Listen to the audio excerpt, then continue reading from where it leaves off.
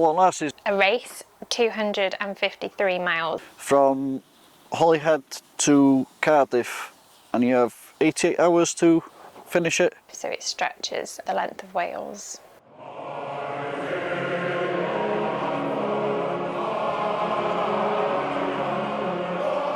You start off in Holyhead, Isle of Anglesey, and then you head then towards Menai Bridge.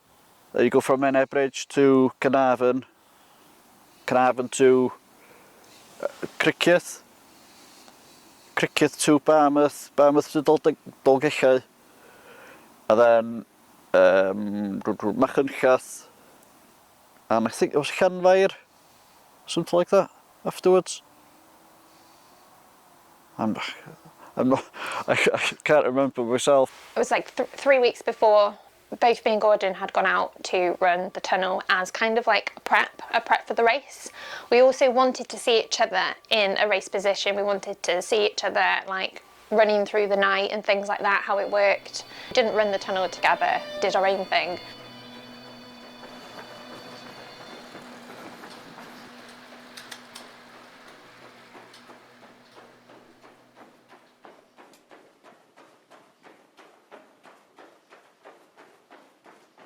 Yeah, just to get some mileage in, and I wanted to beat my mileage from last time because I was stuck on 118 miles. Learned lots about each other, and I wanted to test out long distance with my barefoot shoes on road. After the tunnel I became really concerned. My feet took a right battering, so I was aware that road was going to be harsh because I wear zero cushion shoes. I just wasn't aware how bad a battering they were going to get. So after the tunnel my feet were just so tender, and all the doubts came in after that. I was just completely worried, like, how are my feet going to take 253 miles? I literally spent this entire year training for Lon Las. It started in January, my training. So in January I did the accumulator, the double accumulator, and ran an ultra every single day of January in prep for running on road. Why did I run Lon Las? Because it was a fantastic challenge, and because of I knew I can finish it, and I just wanted to get it in my head that I can finish it. So after I did the Monarchs, it was I was kind of in a position then that was, what do I do after this? What can top this? So I thought, well, I need to do something that I'm not comfortable with, something that I'm really not good at, so that it's a challenge. I hate road running. So I kind of looked at all the road running races that were about, and then I thought I need to look at something that is really not doable. So it had to be a Cockbain event, and there was one event that stood out that hadn't had a female finisher yet. So I was like, well, that seems pretty harsh. So that's why I chose Lon Las. I've done other races around Wales, but this one, you know, in your home area, and you're running through your home area, and then the length of Wales, it's something that it just appealed to me. 2 years prior, you attempted it, same time, same date, same time of year, yeah, same race, and you DNF'd at 115 miles in Machynllath. It was the weather was quite appalling.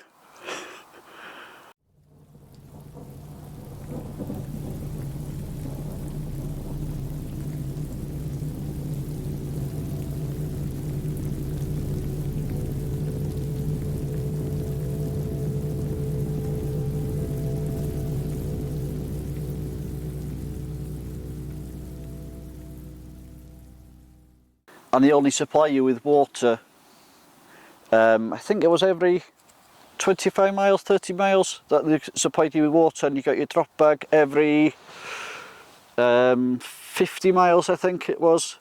And you're not allowed outside help at all. You're only allowed to use the shops and things. And you're not allowed to use like anywhere to sleep. You have to sleep bus shelters or whatever you find, basically, which is awesome.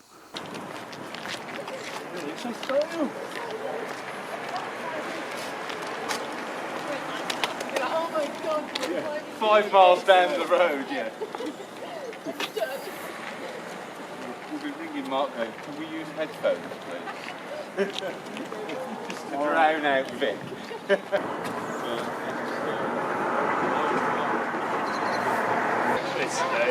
Doing what we do doesn't help, but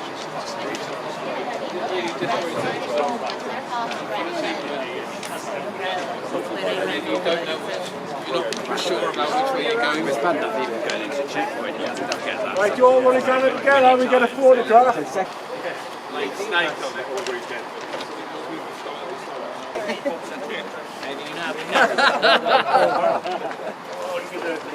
Everyone, quiet please. Start in 2 minutes. You're going up here, straight up this road until you get the end, and then you're going to cross the road here where the pub is on the left hand side. Be very careful because there's lots of lorries and everything turning here, so just take your time.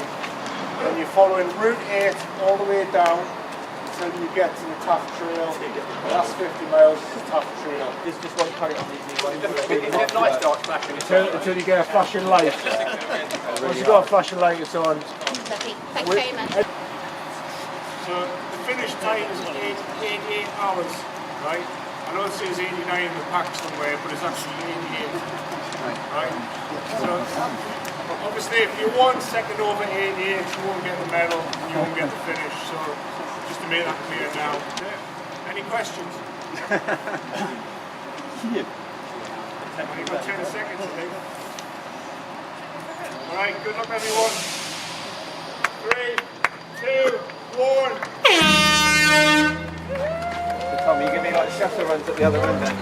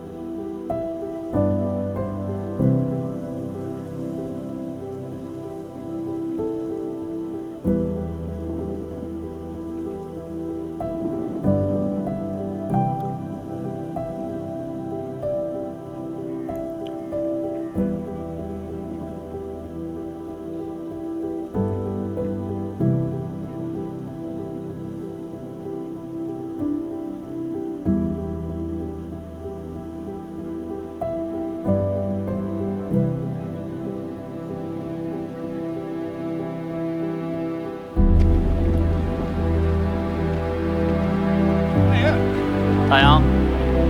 You alright? Yeah, your guys alright? Yeah, not bad, thanks, not bad.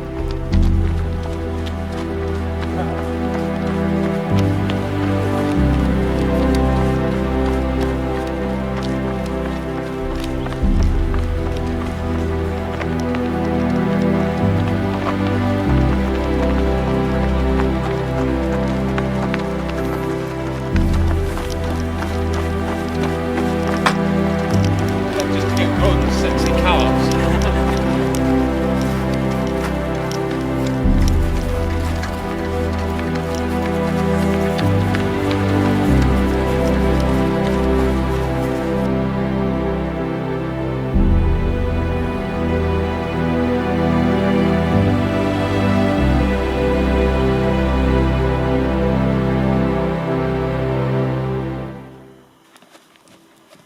Yeah, so leading up to the first checkpoint, which is about 30 miles, Menai Bridge, I know that area really well. done recce's of that area, and I ran Anglesey before, so yeah, I know that area, knew what was coming, and it went to how I'd expected it to go time-wise, eating, drinking, so yeah, that went really smoothly.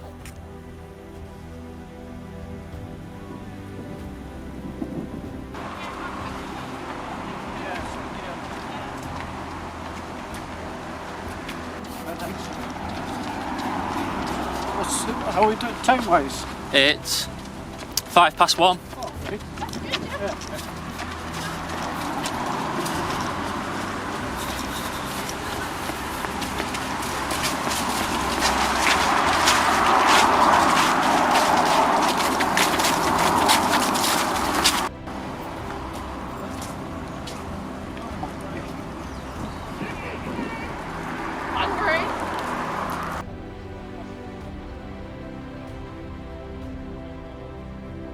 Before getting to the first checkpoint, I had to get some satsumas,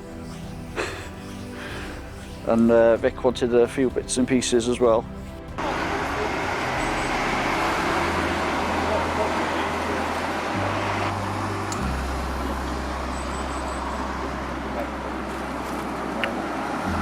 So you've got the good job then, right?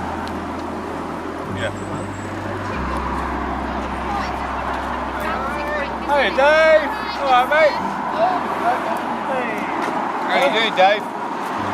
I'm here, I've not DNF yet. Yay! That went quite well. We seem to be flying that bit up to there. Take one of I'm a shot shooter, mate. Winning, mate, you're winning. Right, all the best. Anything could happen between 0 and 3 miles, so to get to 28 odd. We've got to keep plodding along, haven't we? Yeah, just go have a wander over the bridge now. Come on, boys.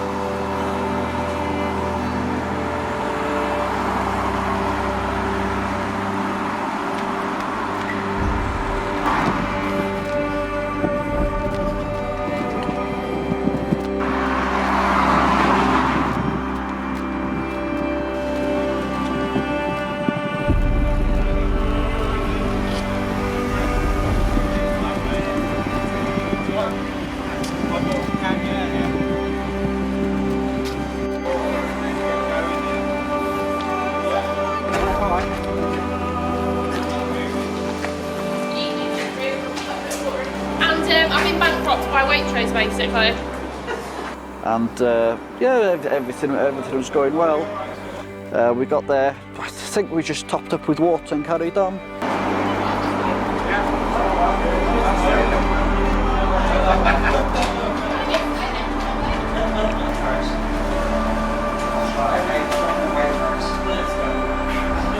Yeah, we'd planned to pick up some food at Waitrose just before the checkpoint and just not stop at the checkpoint and just go straight through it, which we did. Just moved through it. And then we hit like a really boring stretch after. So me, Gordon and Alistair were all together and we'd done some recce's together and we kind of planned to run it together and see how it panned out. We'd made an agreement that we'd start together and see how it goes. We knew that we were all kind of different paces. Gordon was quite adamant, we were like, no one was going to get left behind, which we all agreed with. But we also knew that if things didn't pan out, we'd go our separate ways and just get to the end, basically. Strap feeling a bit better on the shoulder. So how's it look? Yeah, it does look. Yeah, it does look better. See, it feels quite. I feel quite enclosed in it, but we'll see. There's less movement. You get it through first. Okay.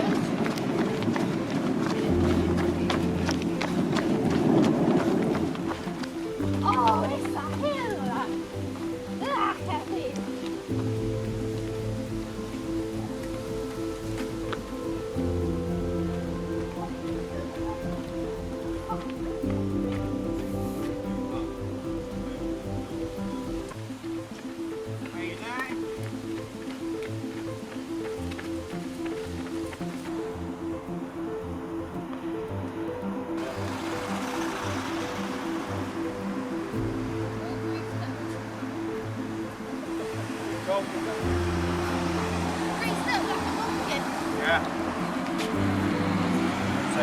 No, it won't go any tighter. I'm really feeling it. Yeah. Really feeling it. But it is what it is, isn't it?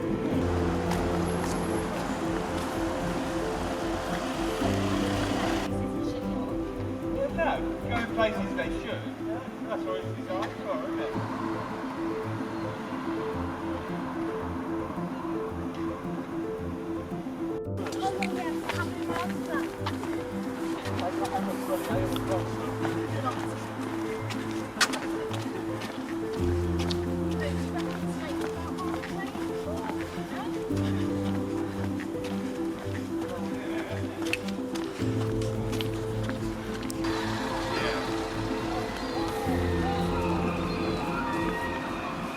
Along the route, Gordon had a few friends pop up, just like pop up, you know, they'd be somewhere in a car and wave and shout us on. And of course, like, everyone that sort of comes out doesn't realise that you're not allowed to take anything off anyone. Oh, what, the big old slates? Yeah. And then... Help me!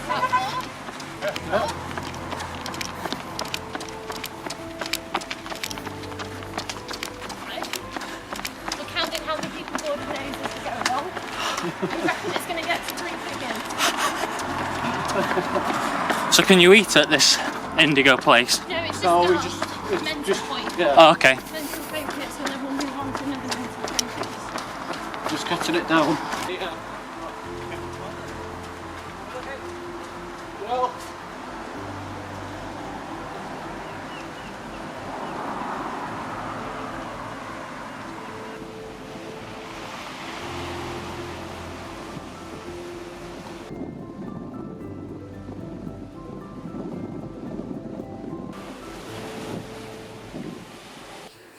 And then after Carnarvon, we were going a little bit. We got onto Lon Avion, and Alistair started complaining with his hip and back. So we slowed down and we were walking then to, it was a walk run then all the way to Criccieth.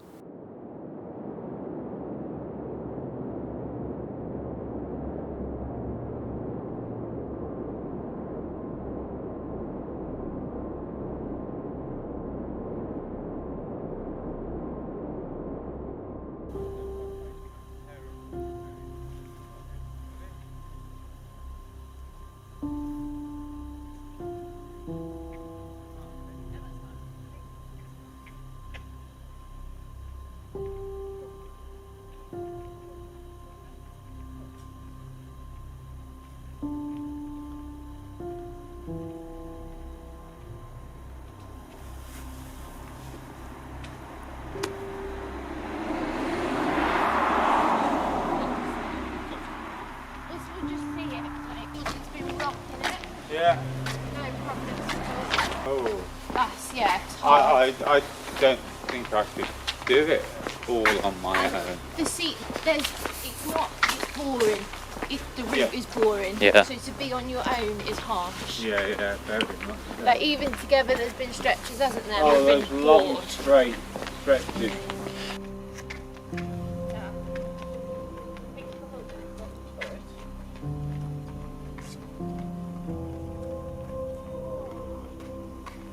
So what's your plan for the checkpoint?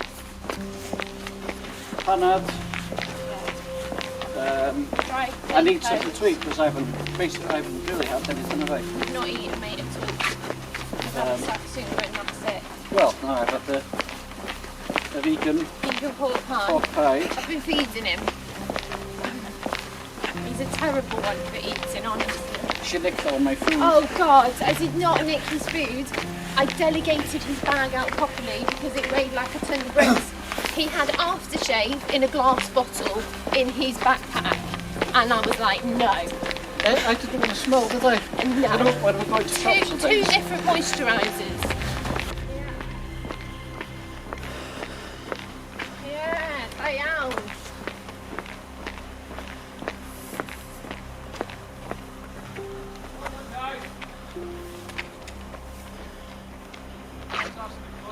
Oh Oh my, pleased to see this blooming checkpoint. This one here.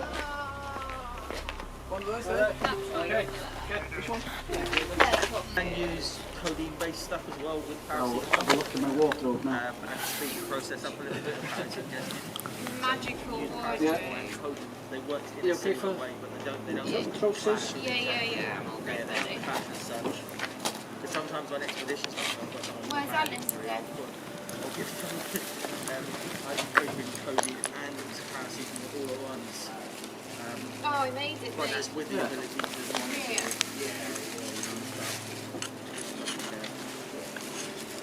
It's only a short hop to the next water stop now, isn't it? It's a short one, this one. It's only 20 miles to the next water stop. 20 miles, That's all it is. We're not going to be as much All it is. anyway. Not much for 12 friends. No, No.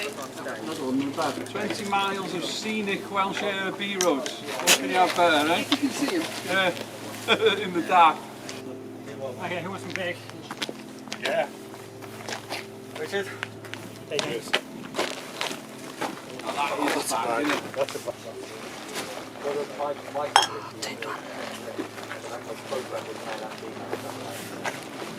Yeah, so that wasn't a nice checkpoint. So it's always awkward being a girl in this kind of setting because like guys can kind of just whip stuff off and get changed. It's a bit different for girls. It's a camera just as I'm about to take my shorts off. How much? It's all going to want. The big shot, yeah. Not this nice.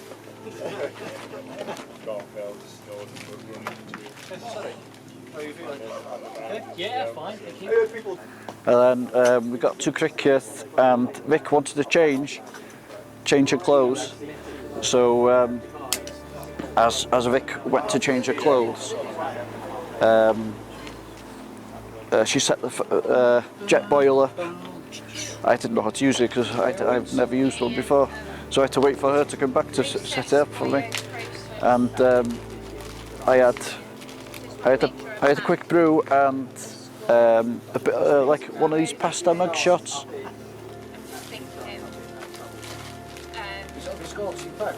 I've got shorts. I think I might wear shorts tomorrow. Just because I'm thinking,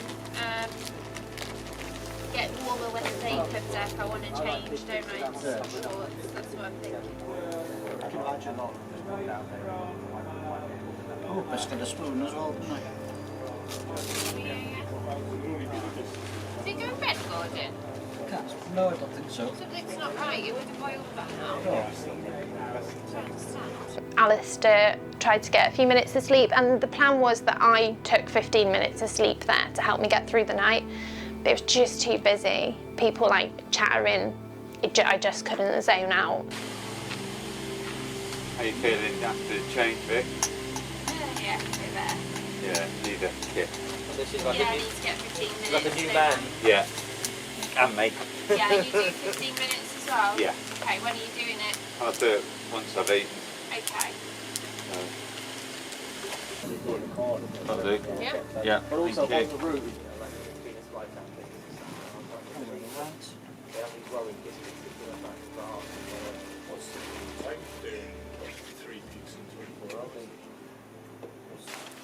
Down, Gordon.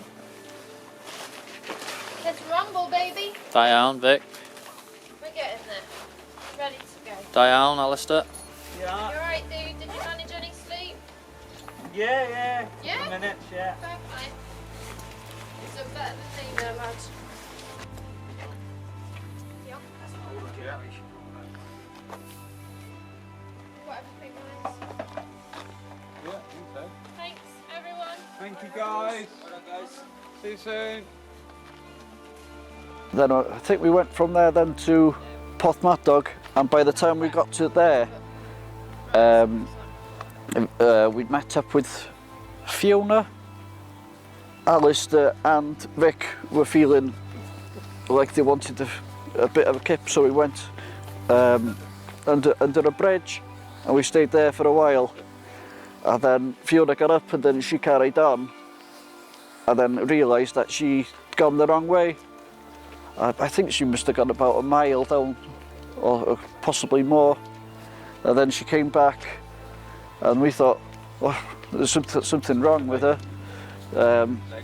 and then she realised she went wrong, and then we were trying to find the path. We couldn't find the path then. What section was this at? This was in Portsmouth, dog. You think that I'd know where to go, but You went wrong there 2 years ago. yeah, exactly the same place, I think.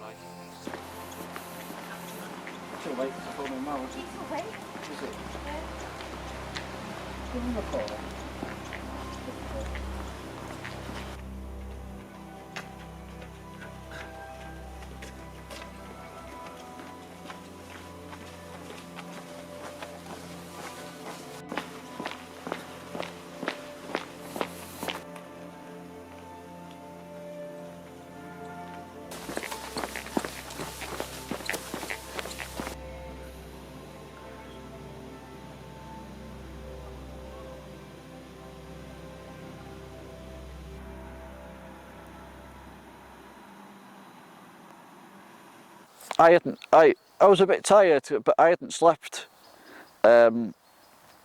Wednesday night because I was so like nervous and excited, and then Thursday night I was like as well.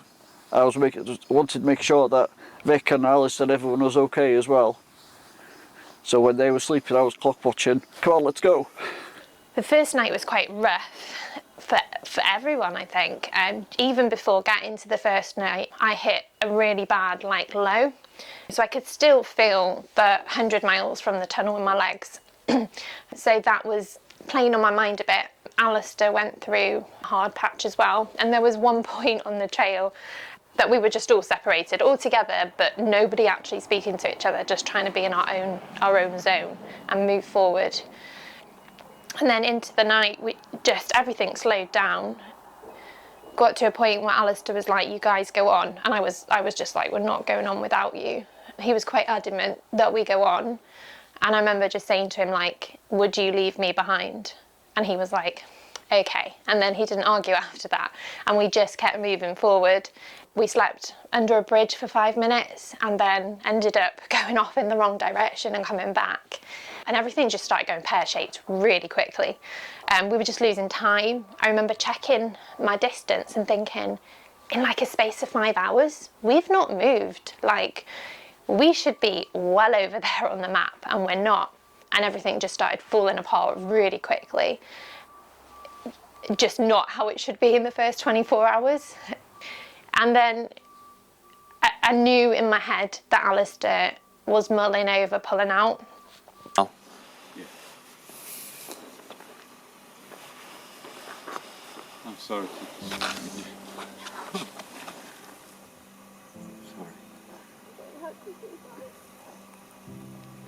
But you two have got to have the best chance.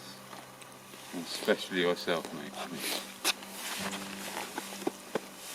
I can't move at the speed that you need to do to get the cut-offs. And all I'm doing is slowing you up, so you two get going. Alright? And I'll still be at Dolgellau when you get there. I'm going to get to Dolgellau, get my sleep bag out and have a kip. Alright? Okay? You can do this here. Just not my ear. Okay. Alright? Yep. I'm going to go and sit on that bench over there. Alright? Okay. You okay? Yeah. It's the correct decision to make. It's a tough decision, but I'm not having me impacting on your paired race, okay? And that's the best call to make.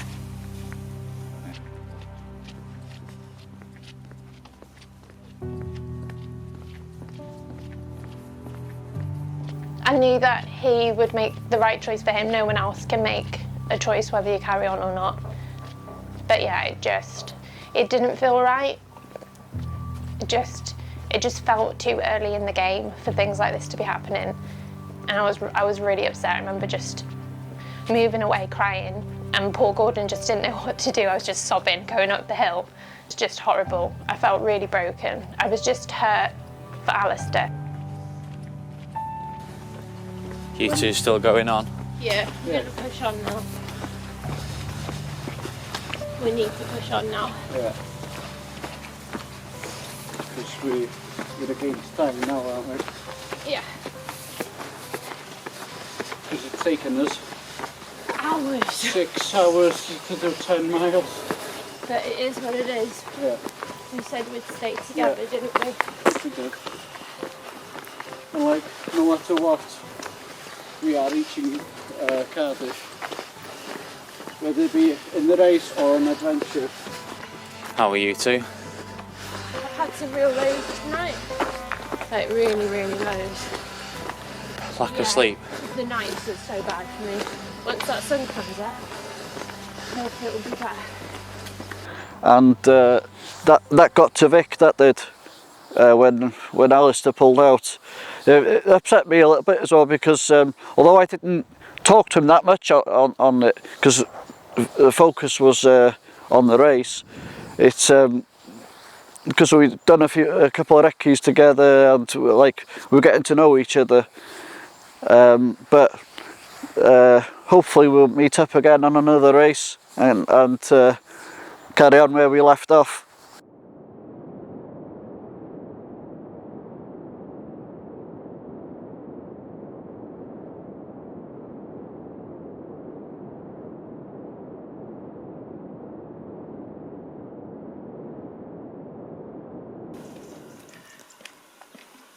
At last. That was a tough one.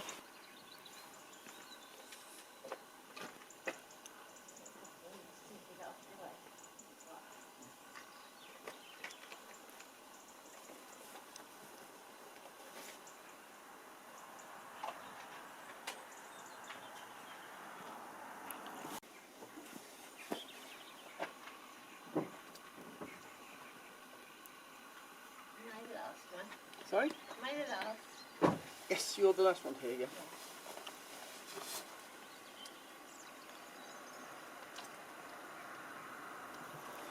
Basically through the night, kept just getting 5 minutes, 10 minutes against a wall on the floor. So I made the point that when we got to a checkpoint, if I was allowed to sit in a car, I would do it, even if I didn't feel tired at that point, because it would beat sleeping on the floor because you get so cold just sat on the floor for 5 minutes. So yeah, I literally got, it's really weird. So you kind of fall asleep and you wake up and it could be 3 minutes later, it could be 30 seconds, it could be 10 minutes, and you have no clue how long it was, but you know you're ready to go again. You have a kit? I close my eyes. Sometimes it's surprising what a quick kit will do. I can't sleep.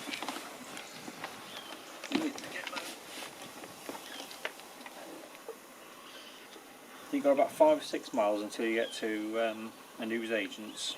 Right. If you fancy treating yourselves at that point. And then you've got another 20 miles it is from here to the Dolgellau. And then you've got some marching to do.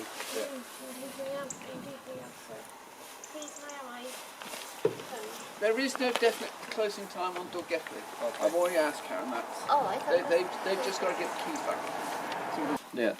If you see places, if you think, oh, there's a nice little place, and you do 5 and 10 minutes rather than one big slot until you get to the 150. 150 is a little bit comfier.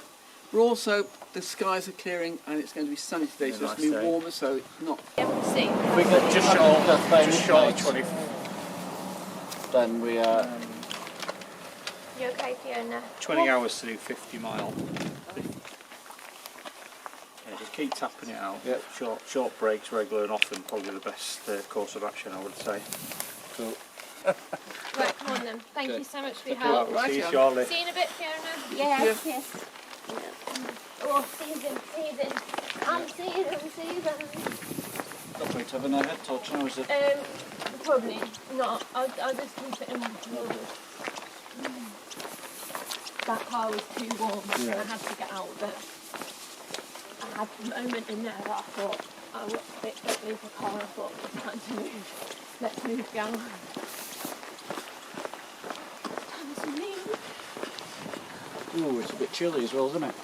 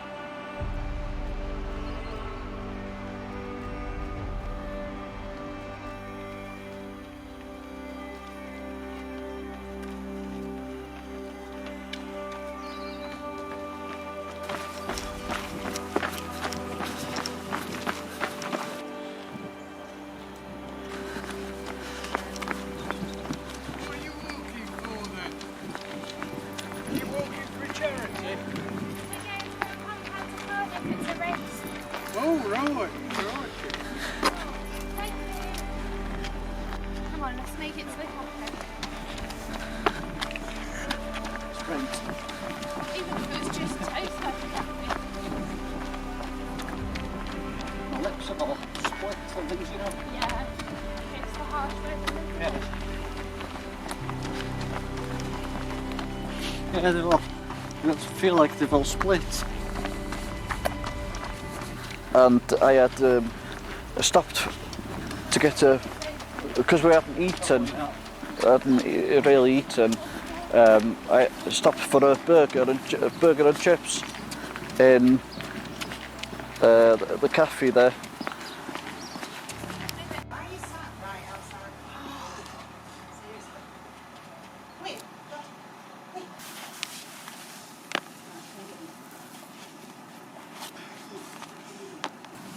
Everywhere we go, Mr. Hughes. Ask him, were you in the cafe, Kelly?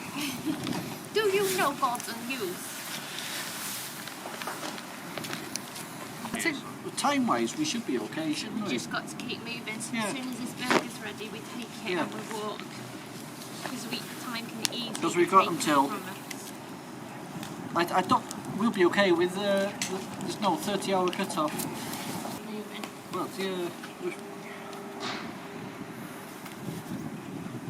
Don't take it for granted, because anything can happen around the corner. Just keep going. Keep on moving.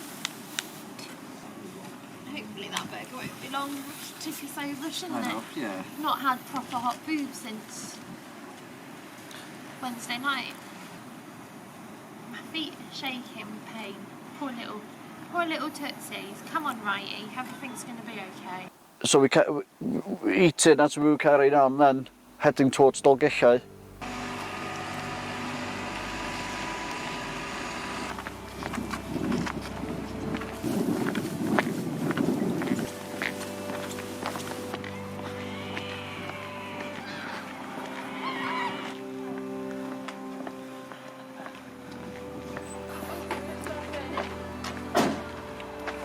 That's our turning.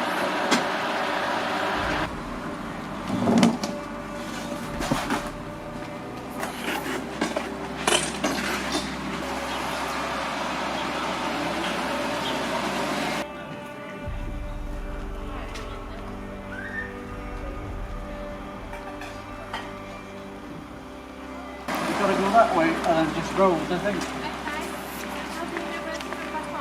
Oh, you see the toll bridge and then cross that and then you just end up exactly the same place So where... you do know where we're going now?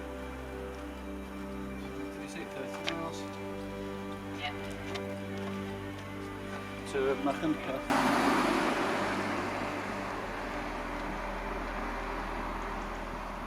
Because the bridge was closed off, so we had to divert. The road stretch was horrific. It was like we were running on the verge, and it was a really busy road. It wasn't pleasant at all, and I think the tiredness hit me then, and everything hit me. And I remember turning around to Gordon and just being like, do you know what miles we're on and how long we've been out here? And all of a sudden nothing made sense. I was like, this is a road race. Like, isn't road meant to be easier than trail? I was like, this doesn't make sense. What's going on? And because I couldn't figure out what was happening because I was so tired, I was just like, all of a sudden I had this mini meltdown. I remember like calling my best friend and just saying to him like, this is going really bad. And he was like, you're just having a moment. And I got like angry at myself. I was saying to Gordon, this isn't right, what's going on, Gordon? And he was like, it's fine, it'll be fine. And he was really calm and chilled out. And I went from being angry at myself, like, why am I not way over there, to just like crying and being like, oh, this is awful, what's happening? Why am I here? Why would I do this race? And then once that passed, once I let all that out, I was like, okay again, and we started moving, and I was like, actually we're on schedule, we're doing all right, this is where we thought we'd be at this point. So that kind of was like a calming wave over me. And then we were heading towards the checkpoint and we just like really chilled out. And I was like, oh, we're going to get an indoor checkpoint, Gordon, what are we going to do? We started making a little plan, and he was saying, right, we should grab like some hot meals. And I was like, I want to get changed. I was like desperate for like just some fresh wet wipes over me and a new outfit. And everything just seemed great.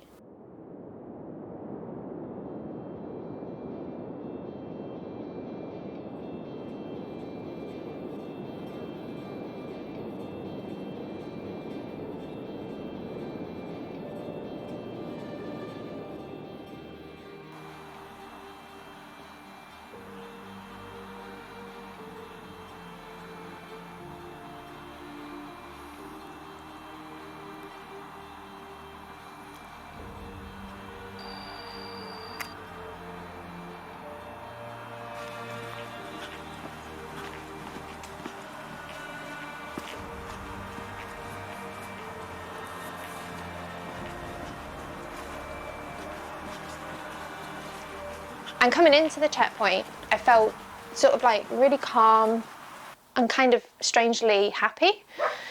Yeah, and we just came through like a field into the checkpoint. I could see it. There's like some railings. I was feeling quite chilled out. I was thinking about, oh, indoor checkpoint, what am I going to get here? This is going to be great. I could get 15 minutes of sleep in the warm, get running water, a toilet with a door. It was just like luxury was about to come before us.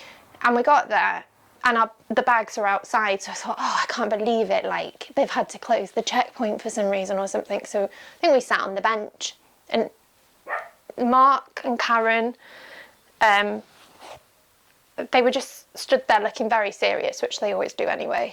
And all of a sudden I got like this weird sense of something isn't right. No, it's a garden.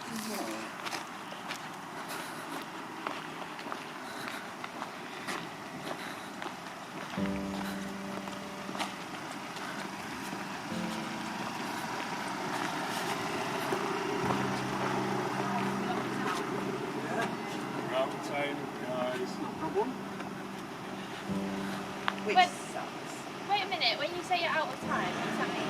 30 hours. 9 hours to get here. Oh, whoa, we checked at the last point and they ran Karen. There is no definite closing time on Dolgellau. I've already asked Karen that.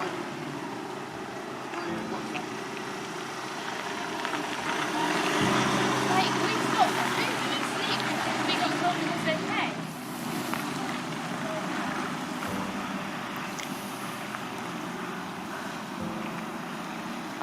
Ultimately, you've got no chance. Nobody's finished it without leaving here before 10:30, so you're going too slow, and then you're going to hit all the hills right now, so you're not going to get any faster. But yeah, that's why we put 30 hours in this 100-mile mark. I think you were in last year at about 10 or 11 in the morning.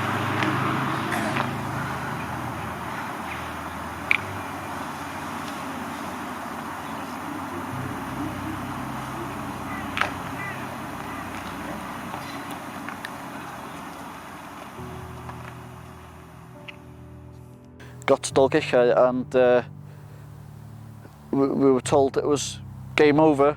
They don't expect you to finish because the race is not built for people to finish.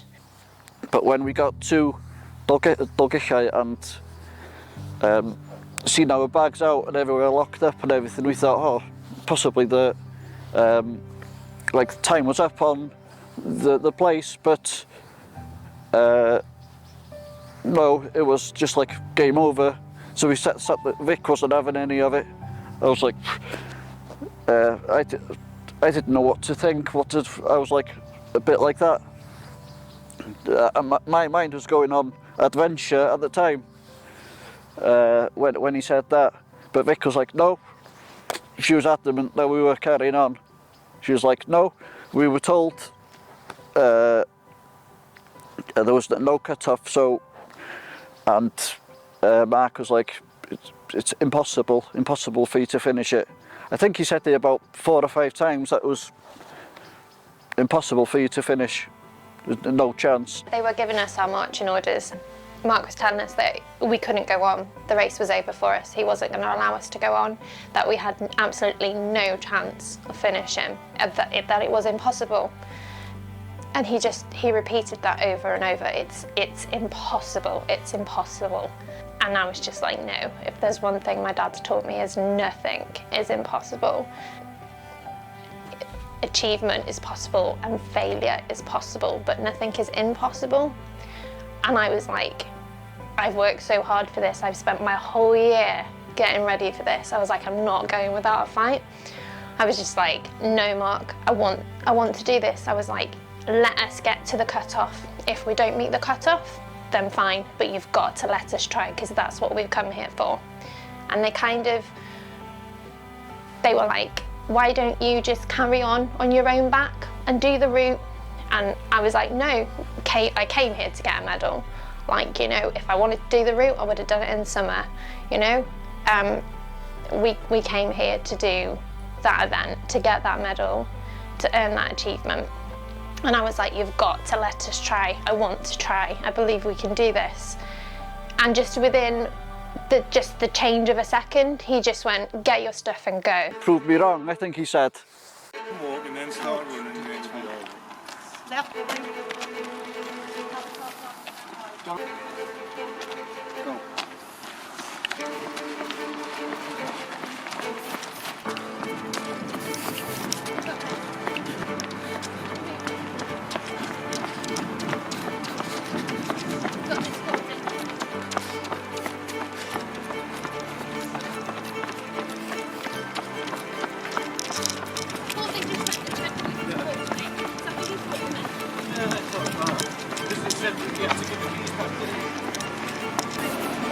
At some point I've got to charge my phone and I'm not going. Okay. When you're walking up a hill, there's a hill coming up to the base. Okay. Go on, I want you to go and go up this path.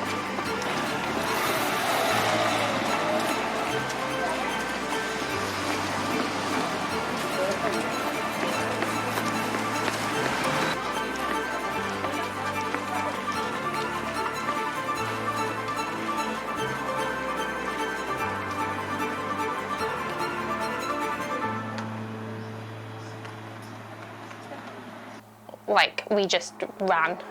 We didn't get to change our clothes or anything. We just had to move. And all of a sudden we were just running again.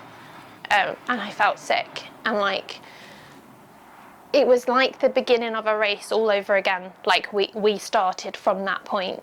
The adrenaline kicked in, the rush came. It was like he had just gone like a countdown and the gun had blown and off we went. And we were running up a steep hill and I was like, Gordon, why are we running up a hill? This is ridiculous. But it was just like, we knew we had to make that cut off and we had to make it in good time.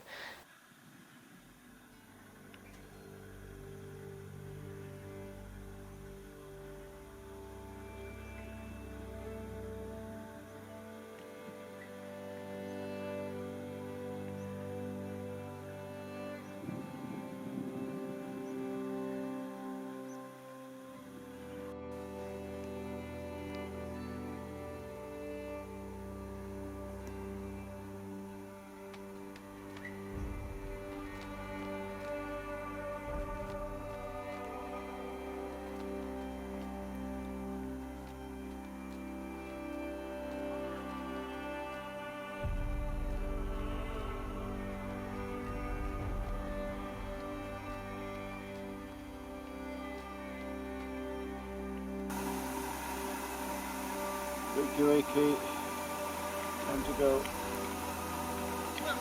About 10 minutes. Yeah.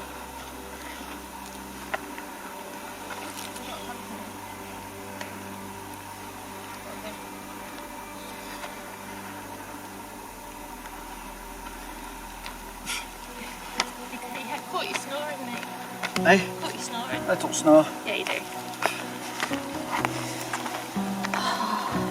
Warm up time now. Yeah. I think you're right. No. Let's just share this badge.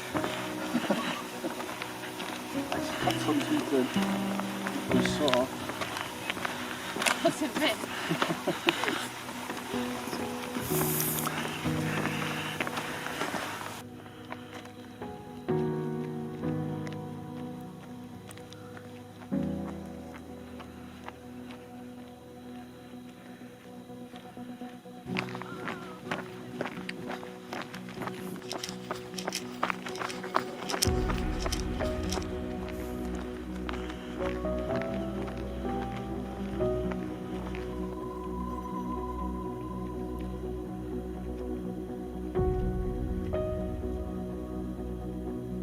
Oh, so this was the only 10K that I enjoyed.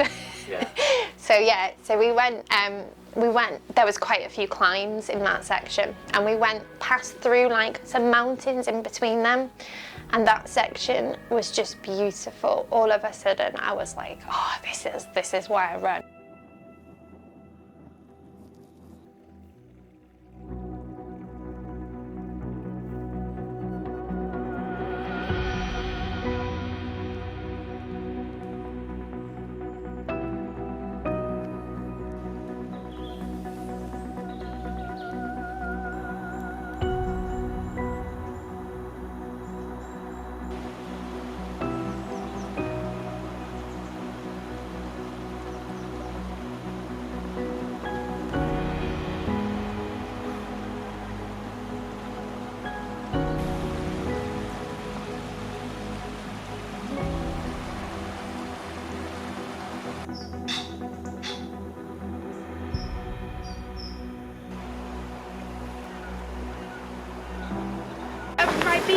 Yeah. When I get water next, I'll put my active route into it. Okay. Or maybe I should do that now actually. Going into the dark section. I think I'll start using my active route. I haven't used it yet. Maybe that will help as well. I think it will help. It'll help with the nausea as well. Okay.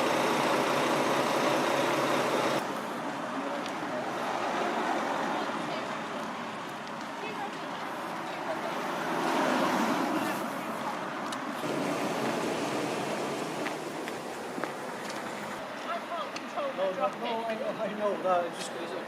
Come on. I'll just Yeah? Well done. Chocolate. Oh yeah. You called up for number 1. Bye on. See you in a bit. What's happening?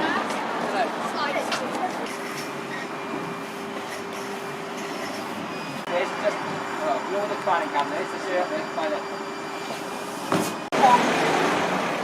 I'm debating putting a t-shirt and another t-shirt underlay on. I'm getting cold now. Yeah, I was thinking of just popping a t-shirt on. So I've got a base layer. Stick my t-shirt on as well because I'm cold. Because we'll be chilly up there, I think, won't we? Yeah. I didn't know. After my Criccieth, I don't know where I was going because I only got to there last time and I didn't recce it at all. Some more vinegar? No. Oh, my feet are so sore, it's unreal. So we got to Criccieth and we managed to bag some hot chips, which we ate while walking up the climb. And everything was feeling good, and we knew that we were so close to the checkpoint. The checkpoint was going to be on the top of a hill where they'd just basically have a bottle of water for us to top up with.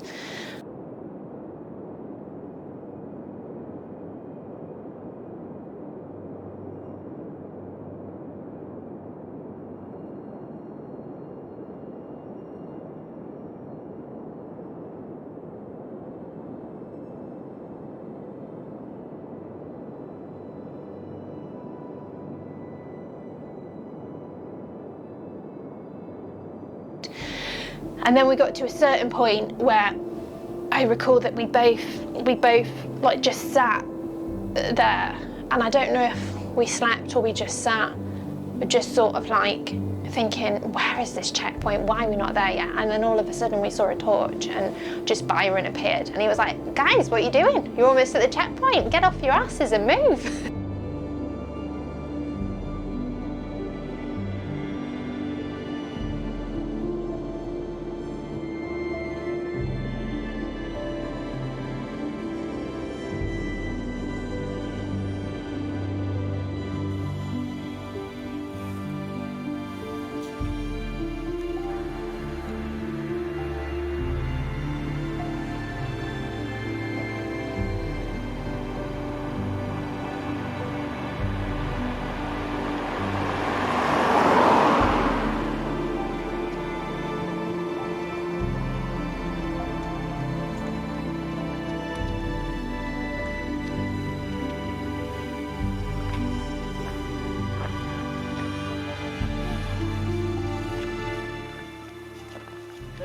Met you on the rope. There's nothing down here for you. There's water here.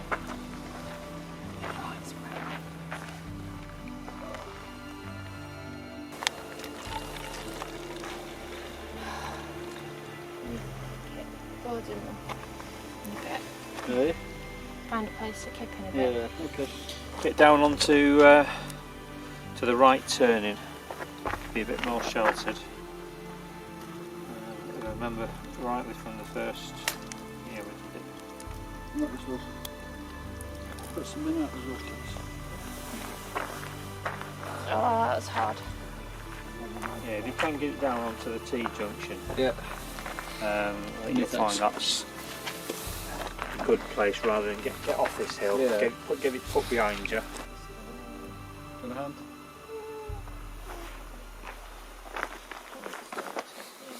Just shine your light on the goods.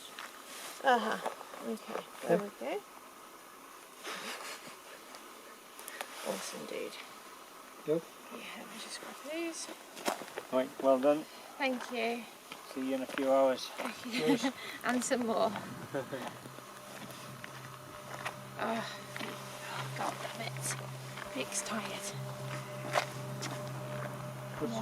Let's just do that. Get Mile, whatever. Mile 3.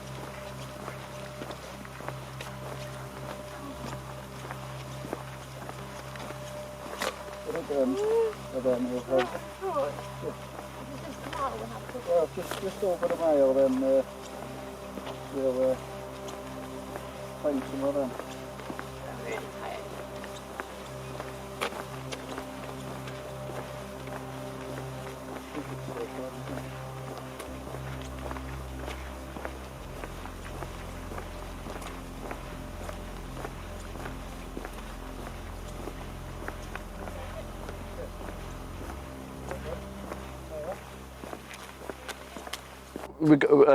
I think we were met with Byron at the top there, and he was giving us a confidence boost and things. We could go and do it, and cheered us on. So that gave us a pickup as well. Seemed to have the tiniest bit of belief in us, and he was just like this drop, this very tiny drop of hope in a very big ocean, and he just talked to us, and he was just like, I've been here, I've done this, I know how you're feeling. He's like, guys, you're doing great. And like, whether he believed it or not, I don't know, but those were the only words we needed to hear. And it was just like, Byron was just basically like our ultra angel. Just when we left him and carried on, he became part of our conversation. Like, Byron would want us to keep moving forward, and all of a sudden he became like the third person in our run. I don't know. Close your eyes and open them again, and it's like a second of path. Feeling great. It's just my quads, and I'm just a bit tired. We need to get some sleep, Yeah. don't we? Cool. So, mile and a half, have a nap, Yeah. And then crack on until the next checkpoint, which is indoors. Yes, we're looking forward to Yeah. Charge everything up and then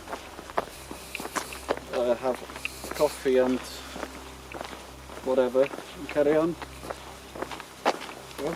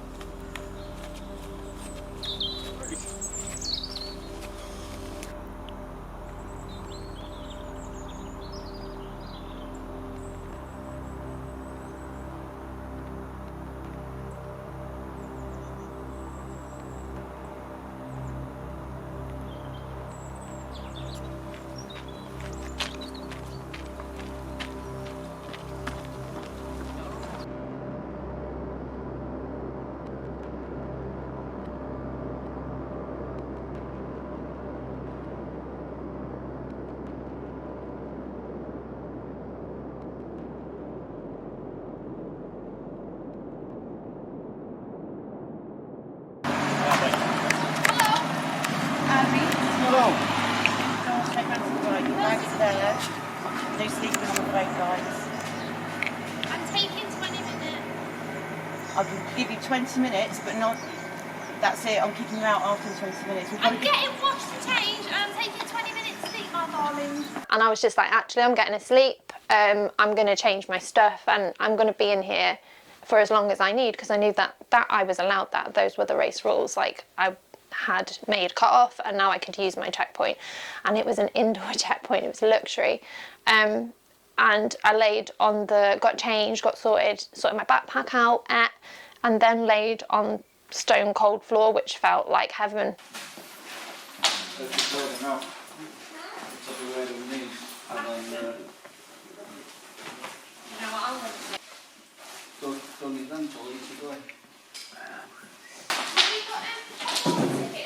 In the kitchen, there's a kettle. There's a kettle in the kitchen. Right, Mark says you can have an hour. Thank you, Mark. There's that for you as well.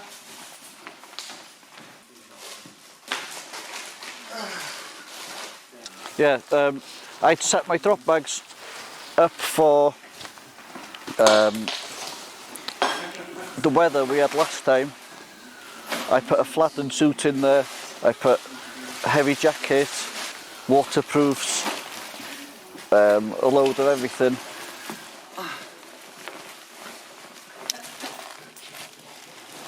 Everything I'd packed was for bad weather, basically. I didn't put anything for the weather we actually got.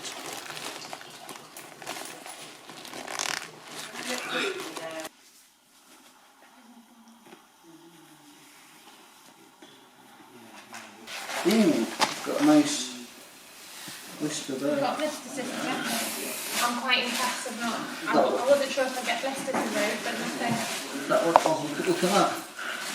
You need to sort that. And then you want to tape it with blister tape after. Deep heat on it.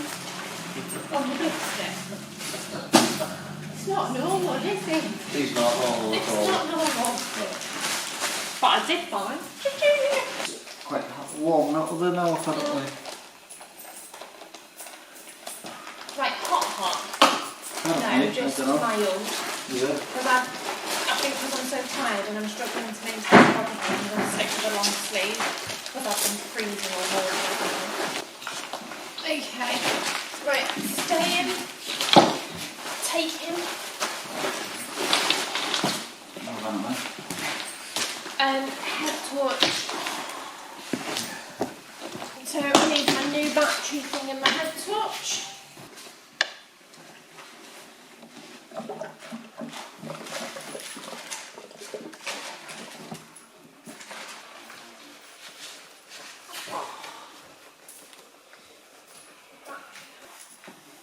Let's hope so good.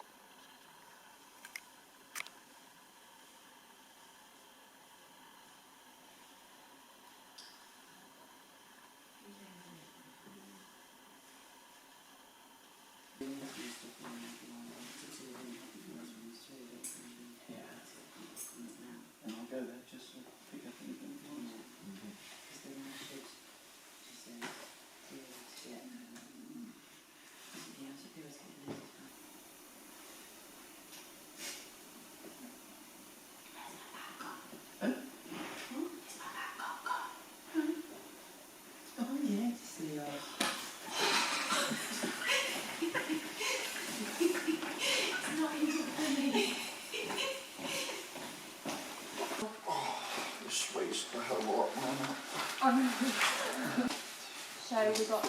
That's walking. That's walking.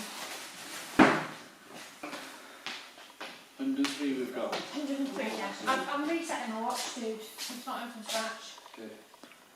Until this moment, we haven't done anything. Okay. So it's 103 to go. Oh, that's lovely. I'm so sorry, feet. Just keep remembering 10:59, 59. 10:59. Gordon definitely slept because he snored the room out. Like, it was outstanding, that noise. But it was good that he was sleeping. And yeah, that was a decent stop. And when we left that checkpoint, we left with Andy. It was the first time we'd left or really seen anyone properly at a checkpoint and left with them. And we spent a few miles with him. And then he troopered on. We kept up with him for a bit, and then I said to Gordon, we shouldn't be keeping up with anyone's pace. We need to make sure we don't do that. Andy can walk like there is no tomorrow. He was like marching.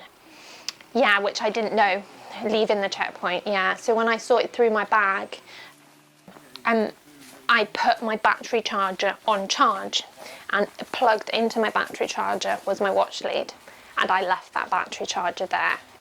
When we left, I didn't think about unplugging it. So yeah, completely at that point, unknown to me, I was making like a massive error that was going to dramatically affect the rest of the race.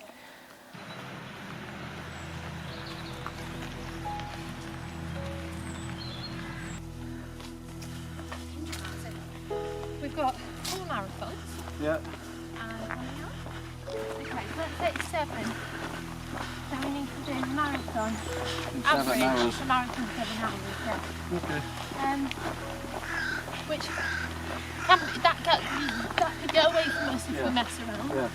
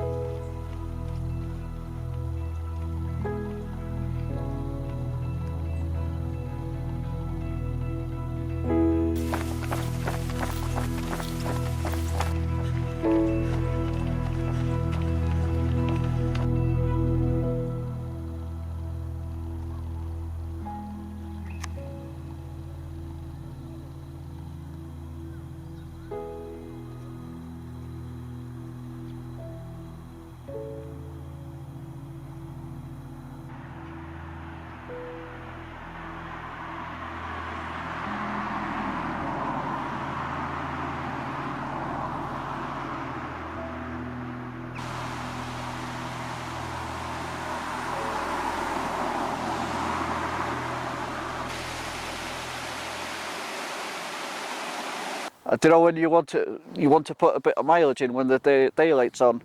You got daylight. She was on the phone working, putting orders through, and which did tickle me a bit because fair play to her. No, she's a warrior. Fair play.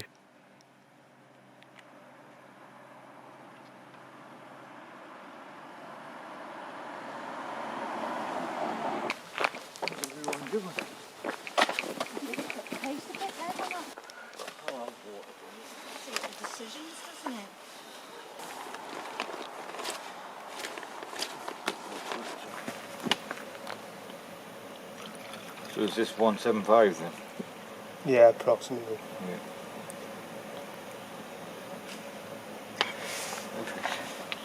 And it's 202 for the next one.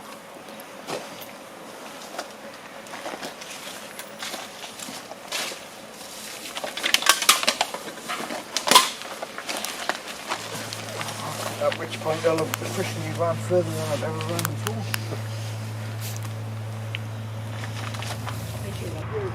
Good luck, take care.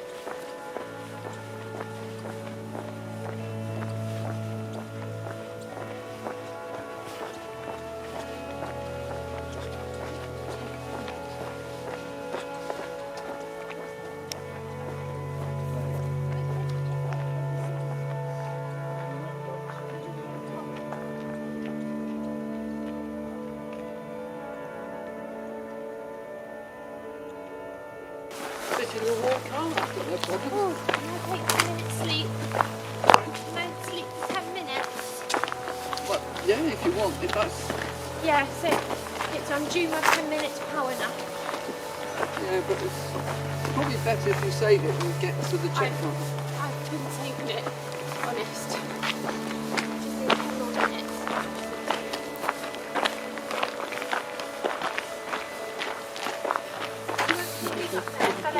Now all my legs is inside and covered in knots. Alright guys, how you doing? Guys, Okay? water or water? Do you want to have a whole bit of water? Just for a change. Yeah.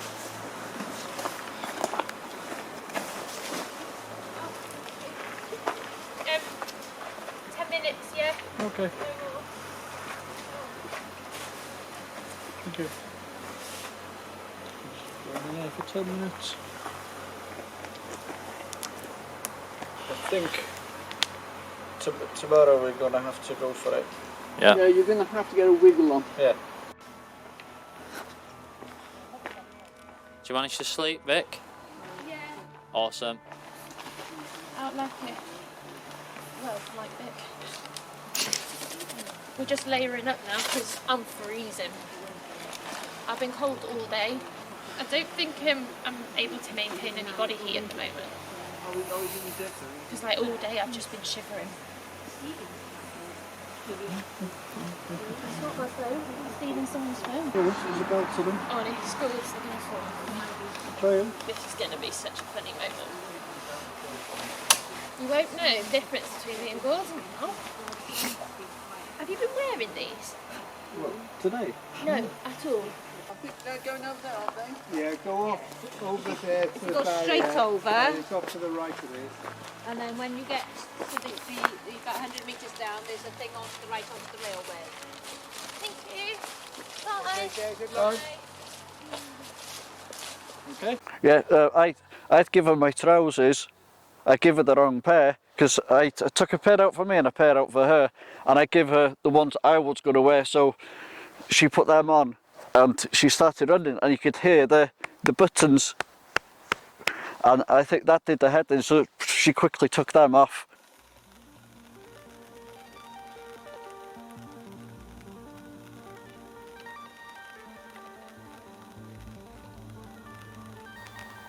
Hallucinations. I had a couple of hallucinations. I thought there was badgers following us at one point, and I seen a castle somewhere or other. And Vic, this bloke stopped in the car and asked us if we were okay, and we were going now. And Vic turned around. We were talking, and she turned around. She went. She said we had all these people that was running with us, and at one point she said there was bridges in the skies and there was bridges everywhere. It was, you just had to go along with it. It was just unbelievable. And when I was dragging it up hills, and she was going, oh, ooh, we're on a hill. Things like that just make me laugh. There was lots of like stopping and sleeping. I was falling over, I started falling to the floor. I was hallucinating like so badly. I was convinced that there was a group of people running with us. I kept saying to Gordon, like, your friends are so kind, but you know we're not allowed people to run with us. It was like extreme. My hallucinations were very, very vivid, very extreme. And I just literally couldn't snap out of them. I'll be glad to get out of this. Oh, it's taken forever. Did you manage to warm up? Yeah. Good. Right, the first chunk of hours through the night was just nothing happened. Just nothing. Did they, Gourds? Did it? The first chunk of hours through the night, nothing happened. No. Like nothing. Yeah, literally. We just sat and slept, tried to move forward, and I couldn't do anything. And then it just changed, didn't it? That last section then, I've seen a castle somewhere. We've been seeing all sorts, haven't we? And then all of a sudden, just like bam, I hit another wall. I was exhausted. I couldn't even run 10 lines, and we were in quite a darky bit, and it was really affecting me. And I said to Gordon, we're not going to make it, mate. We're done. I said, you need to just push on. And he was having none of it, which obviously I knew he wasn't going to leave me. Like, we weren't going to leave each other at this point. We were going to stick together. And I just said to him, this is it, Gordon. This is do or die. Are we going to do this or not? And he was like, well, yeah, I'm ready, Vic. And I was like, oh yeah, it's me falling asleep. And I just said to him, we need to run. We're going to run now. And there's a technique that I use when I guide around my brother, is that you have to make someone understand that they're moving. So like when you're tired and you're running, you haven't got the energy to swing your arms, and your legs will only go as fast as your arms are going. So like I grabbed Gordon's hand and I was like, you need to move my arm for me. And he we held hands, and every time one of us started to dwindle, the other one would move their arm to make their legs follow. And we just ran like two crazy people, and like we ran. There was we saw a sign that said 3 miles to the next little village that we were heading to, and we didn't stop. We ran. I could feel the sweat pouring off me, and I was thinking, this is a bad idea. But there was no other choice. We had to move.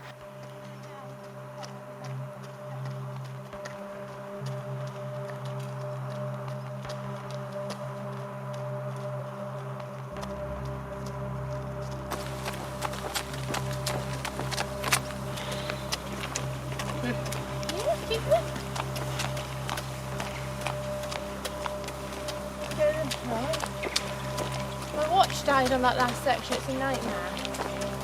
And I'm just like trying to find a slide of traffic. We've kind of run out of food. We've run out of food. We need to forget what We've gone round somewhere. Must be that way. the traffic is not a thing. Yeah, where? At the roundabout? Yeah. Right. Look, Herring cereal. What? It's just Herring cereal road.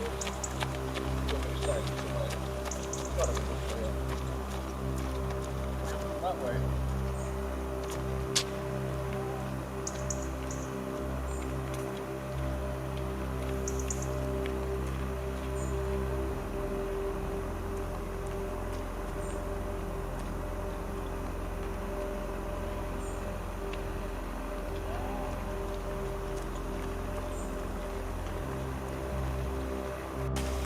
Go with the S.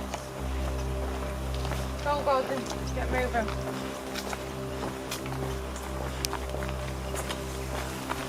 Yeah. What?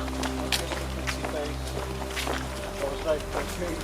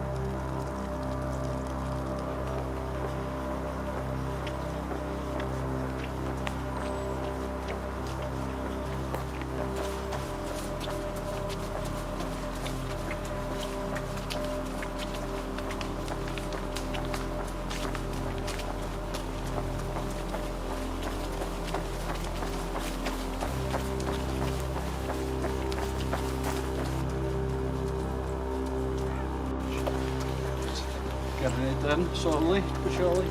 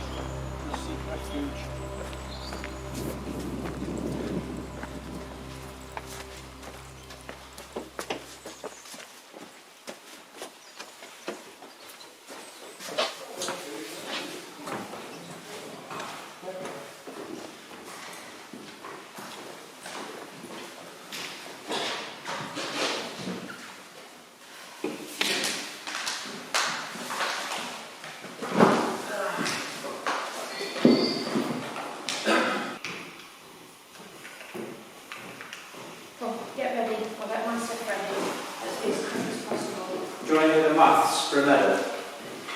Go on then, yes. 5.7 kilometres an hour. You didn't need a miles. 3. Thank you. So just don't know. Is it 2.5? Something like that.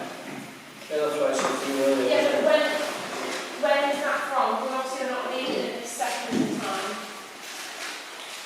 I've factored in a few things. 3.6 miles an hour.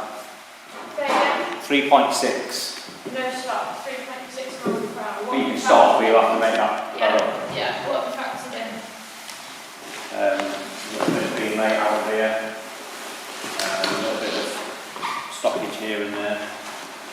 There's a small amount of leeway in it, but you need to be aiming for 3.6 if you want a medal. Okay. Thank you. Yeah.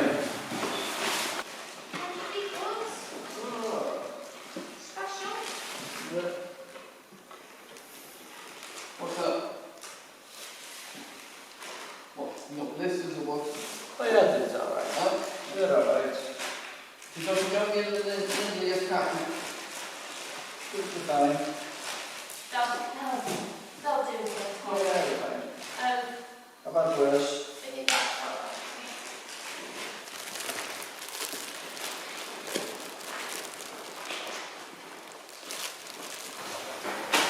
Guess we just have to direct ourselves. It's direction-wise now. Have you got maps?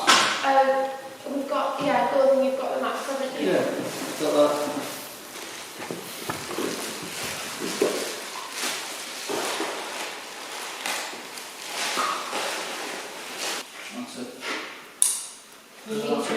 We need to know something, mate. I ain't got a Just check the tracker. Check the tracker every now and then. Okay, so we'll make ourselves goals. Well, All going to accept.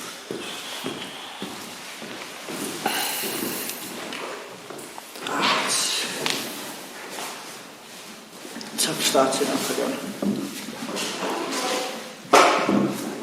At that checkpoint, my watch had died. I realised that I'd lost my lead and I was navigating both of us by my watch. Gordon had also lost his main head torch and he was now relying on his backup torch, which was not as good. So that was a big downfall. Like navigation, I was really worried about that. I was really worried. Then I realised, oh, it's fine, we can use the map. And then we realised we'd given our map to Fiona because Fiona had lost her map. So we'd given ours to her, thinking it's fine, we can use my watch to navigate. But we couldn't, my watch was dead, I had no backup for it. But thankfully, like the checkpoint had a spare map, so we grabbed that. We don't have direction, but we began to Fiona because we felt sorry for her.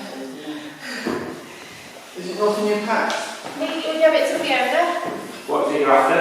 The book directions, because we haven't got my watch.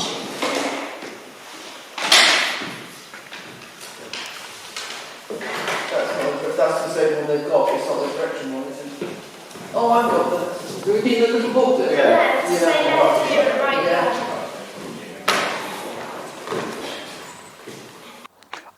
I'd given my map to Fiona, so I didn't have any map or nothing at all. The battery in my phone died.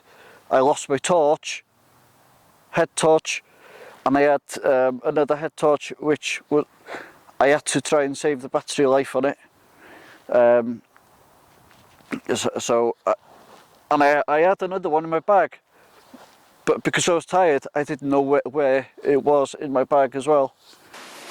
You can always take it off later once you warm up. That's why I'm putting these on. Okay, we need to move on.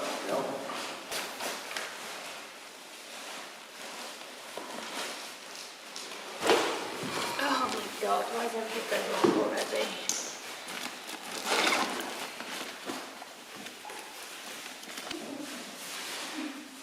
Yeah, actually it's all. Nipper? Yeah. Let's go. You've got Go. head torch, you've got food, you've got your charger. We'll get shops in 21 miles. Yeah, I've got enough food for them.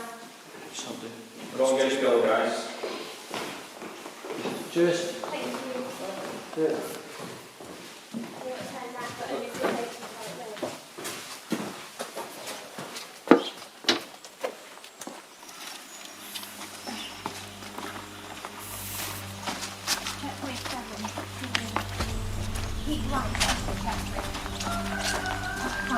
My watch has got the leads in the back of the pack and we haven't got that. That's a big call for us.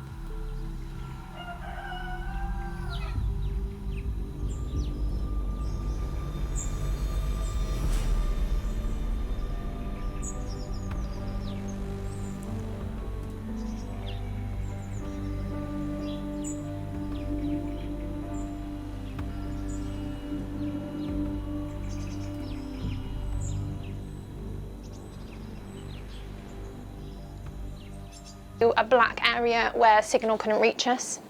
So anyone that was watching our tracker didn't really know where we were along the route at that time, and I really liked that idea. I was like, there's no pressure.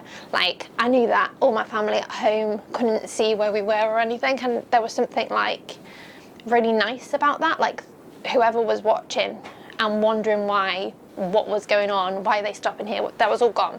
We could just be ourselves and just do whatever we wanted, and we ran.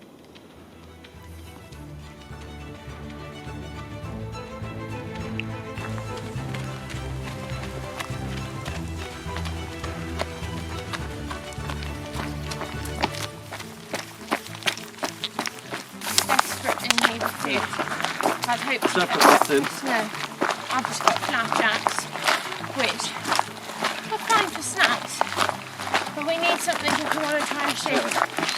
Time just disappears at night, every time it falls to the floor. I love the floor, let me see the recording. Oh, don't, thank you. Twin lips, mate, twin lips. Get some salt vinegar hula hoops. Yeah. Right, come on, ready to move.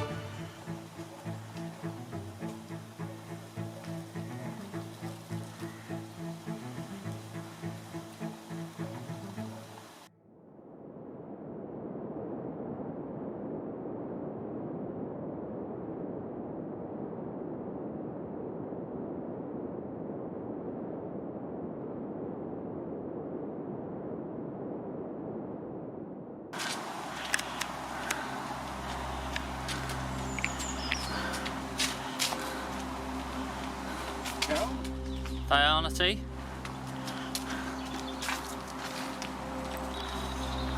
Hey. Hiya. Sound happy? It's been a hard hour. You know, like mental process. Understanding what's happening in the process. We really need food, like we've not eaten properly today. We are both seriously lacking. Smell food though. Like, seriously lacking, aren't we, dude? Yeah.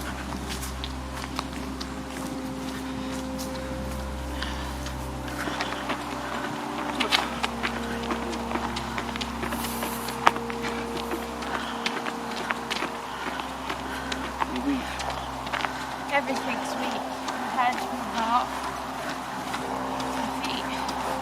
I'm hungry. Everything's weak right now, boys. What about you? Hungry. Yeah.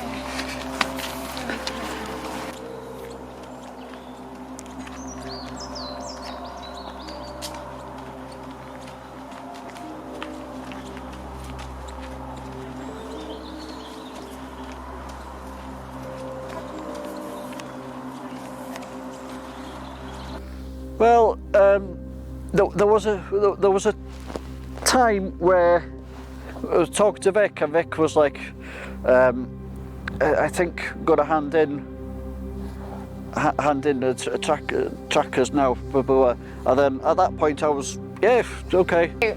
We came into the checkpoint and I was really dreading having to say the words, and in my head I just thought, please don't let it be Byron, because if it's Karen or Mark, they're just going to go, okay, and they're going to take the tracker off me. But I just didn't want to see Byron, because I thought it will be really hard to tell him that I don't think I'm going to make this. And yeah, so we come into the checkpoint and lo and behold, it's Byron, isn't it?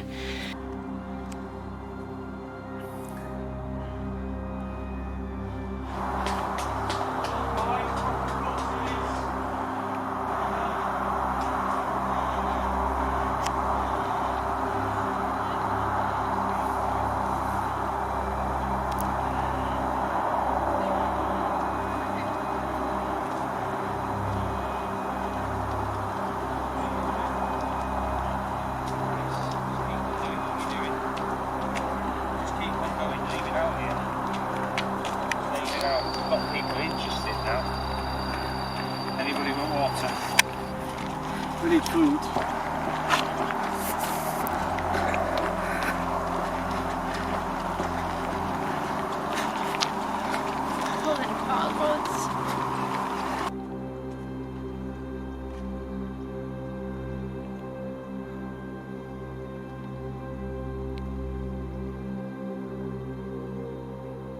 I remember Byron giving me like a little pep talk. Like, he said to me, like, I know you, Vic, and I know how you run, and I know that you don't slow down all that much and you're pretty constant, so that's all you need to do. You just need to run how you always run. You just need to move how you always move. And I was like, yes, that's exactly right. In my head I was like, yeah, that's how I wanted to run this race. And then we got to Merthyr, didn't we? And then we see Byron and things, and that's when we were going to hand the trackers in and turn it into let's have a bit of a kip and turn it into an adventure, finish off as an adventure. But when he turned around and said, go for it, you can do it, that's when, wow, you got that feeling again.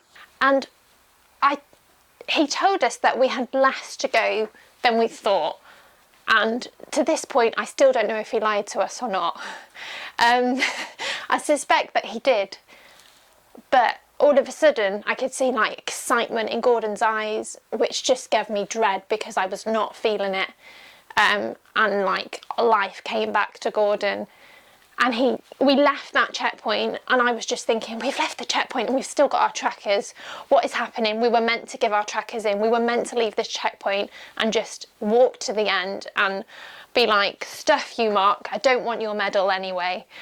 But no, we'd left the checkpoint with our trackers still in our pockets, in our bags. And I was thinking, like, what's happening? And Gordon was like, can we do this?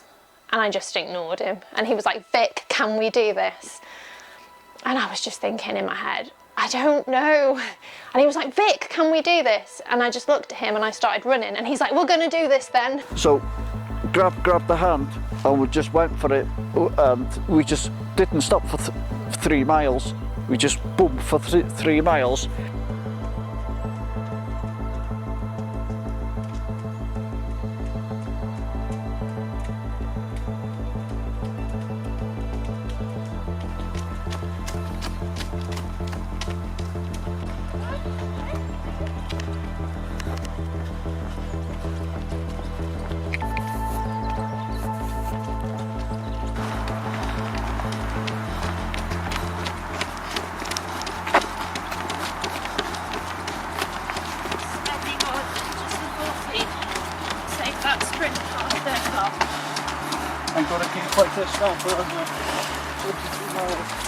I have a whole list of things that are failing.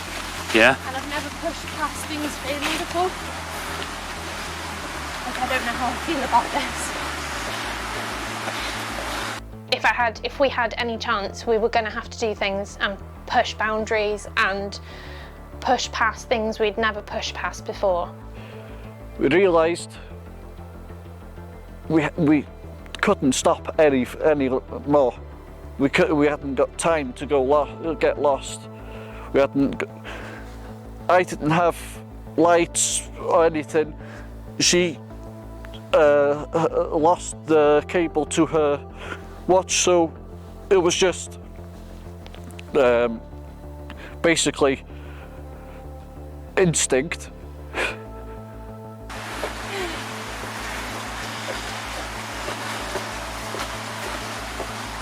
So Gordon's maintaining and I'm trying to mix up my stride to give these bits like rest and...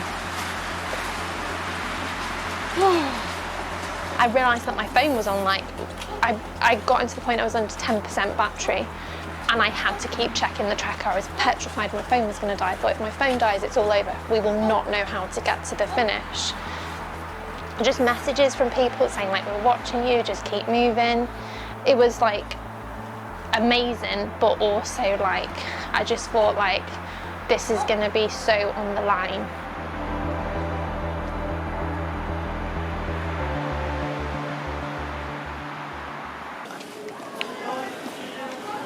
I've had better deals. I don't think it's quicker. Yeah, no. Why would it be the quicker way?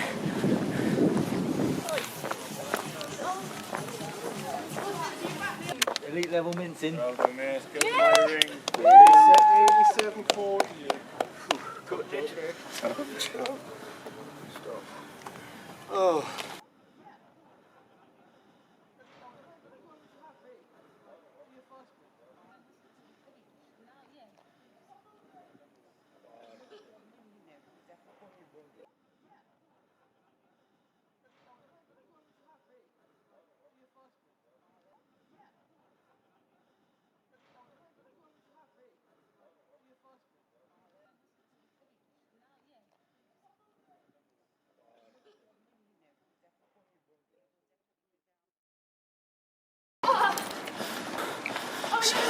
Obviously, if you're 1 second over 88, you won't get the medal.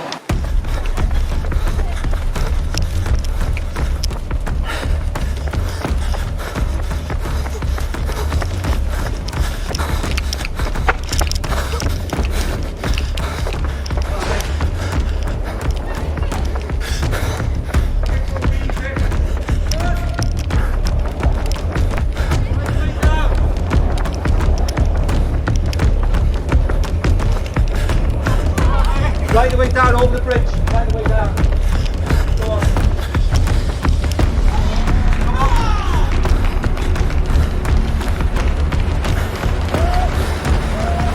Where are we going? Right the way down. Build on the foot. Right the way down. Keep going.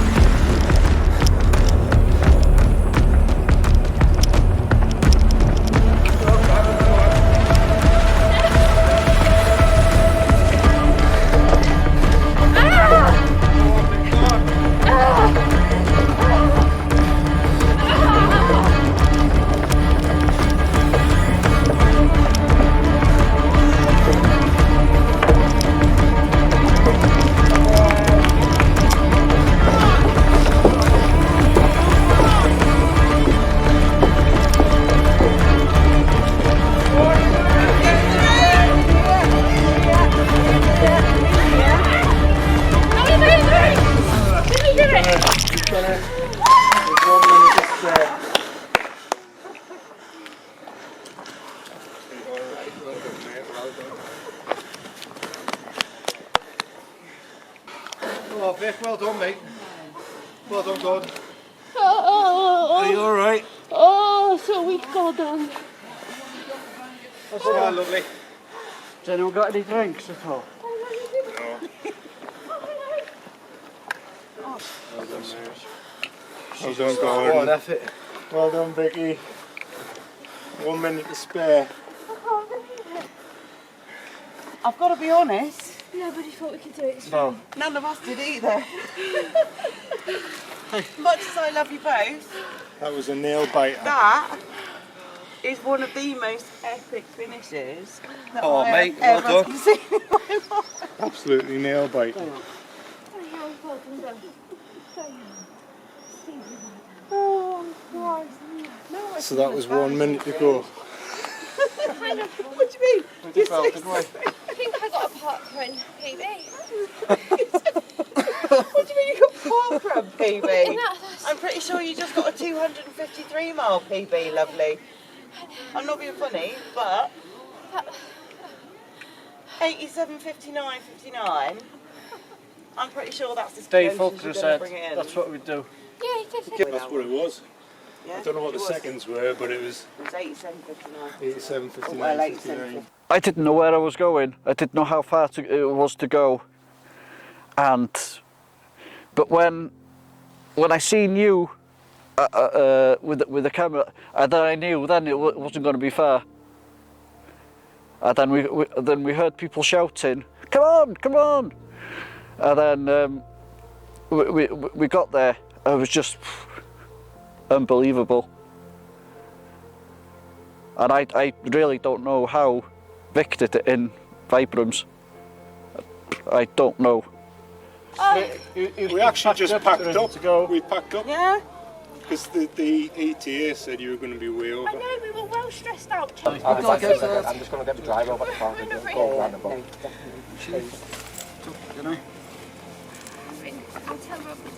Leading up to the race, you put in all the work, and then usually when it comes to the race, I tend to enjoy it, which was one mistake that I made with Lon Las. Because normally when I pick races, they're beautiful trail races, which is why I love them so much, and I do enjoy the entire race. So all the work, all the hard work goes in before, and when the race comes, it's just pure happiness. There was no happiness on Lon Las. It was the most brutal thing I've ever done. Yes. That's really as big as you. I like to see total guts. No, you went for it at the end there. I can't believe we did that. Thanks very much. That's a good medal. You ready? Oh, pictures. It's really, really tough. Like, I think we saw each other go through probably the lowest running points of our running journey so far, the toughest points. And we've done some recce's together, but we've never ran, a race together. I think that's something special about ultra running, that you can be out there with someone that you don't actually know all that well. And there's nothing else, it's running, and it's the rawness of running, like all the mayhem of life just gets put aside. Thank you. Oh, do you not? No. I've been After all drinking the 8 crap years. you've been drinking. Do you know, I all knew the there was dust something that wrong with you. You do know I'm only kidding. I gave a drink and started running. You know I'm only kidding.